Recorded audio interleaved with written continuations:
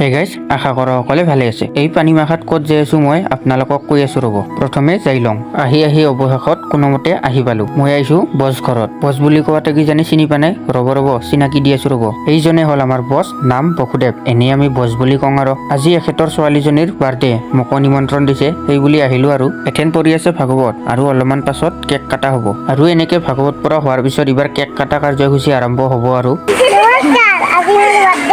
আৰু এনেকে কেক কাটা কাৰ্যসূচী আৰম্ভ হৈ গেল। আৰু ধনুস্মিতা মুনুক জন্মদিনৰ বহুত শুভেচ্ছা থাকিল। ভালে থাকা আৰু সুখত থাকা। তোমাৰ আহিবলগীয়া দিনবোৰ যাতে সুখ শান্তিৰে ভৰি পৰে। আৰু এতিয়া কেক চেক কাটা হোৱাৰ পিছত এইবাৰ সেৱা লৈ আছে। আৰু ইফালে ৰান্ধনী গিলাই ভাত আঞ্জা ৰান্ধি আছে। তাৰমানে ভাতৰো ব্যৱস্থা কৰা হৈছে। আৰু এটা আইটেম আছে, সেইটো হ'ল ব্ৰইলাৰৰ মাংস। আৰু এথেন এইবাৰ আমাৰ নাম পাৰ্টিটা আহিল। এইবাৰ আমি নাম ধৰিম আৰু। তো আজিলৈ বাই, লগ পাম নেক্সট ভিডিঅ'ত।